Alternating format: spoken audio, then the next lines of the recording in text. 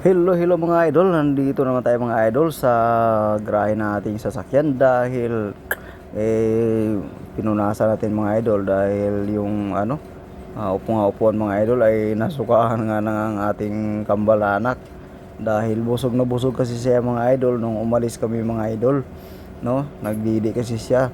Ngayon biglang biglang sumuka. Ayun, nadala yung upuan natin mga idol. Ang masaklap dito mga idol is hindi to leather mga idol, kaya talagang tagos na tagos yung suka niya idol. Ngayon pinunasan natin mga idol, no? Yung kapiti ang gamit natin mga idol na pampunas kasi mas maganda siya, nagkaka-absorb siya mga idol ng basa, no? At ayun mga idol, pati yung bumili na rin tayo ng pangpunas sa sakyan natin na pangtanggal sa alikabok.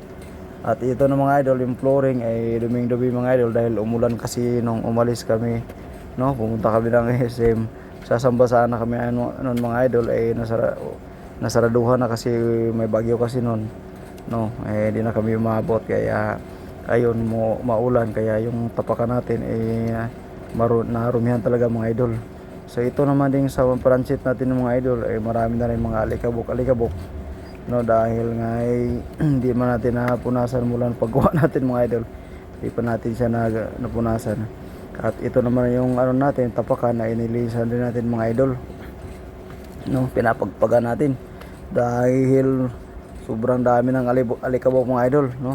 At pumunta nga ako dyan sa likod mga idol, ay kinuha ko yung pang punas ko mga idol, at talagang hinambalos dun sa likod yung tapakan para matanggal yung alikabok dahil kapit na kapit mga idol, at kapal na kapal talaga yung alikabok mga idol.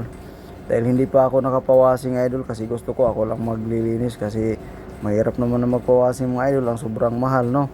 At siyempre naman gagamitin pa na natin, madudumihan ulit, tayo na lang mga idol maglinis dahil tipid tayo mga idol. Mahirap na, marami tayong bayarin, no?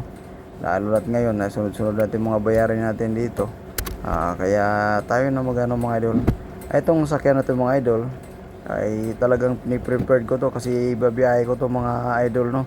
Mga susunod na araw pinapasok ko ito ng in-drive mga idol, no? At hindi pa natawagan tayo dahil pina-activate pa natin yung account natin, no?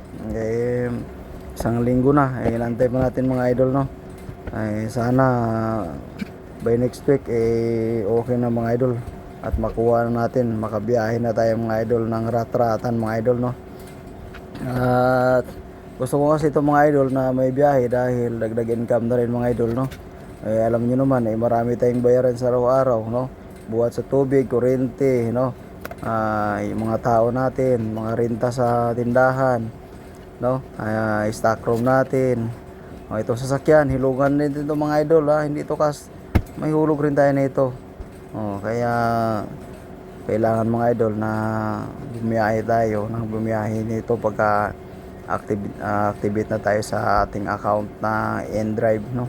At i-plano rin ako mga idol, ipapasok ko rin to idol ng Lalamove. Pero siyempre pag maglalamove tayo, piliin natin yung pangkarga natin dahil baka yung mga hard na pagpakarga makagasgas yun, makakasira ng sakyan yun. Yung mga mga tamang padala lang mga idol, yun lang tatanggapin natin. So ganun talaga mga idol, kailangan natin na dumiskarte, no? Hindi po pwede na kukuha ka ng sakyan tapos nakagrahe lang, hindi pwede yun.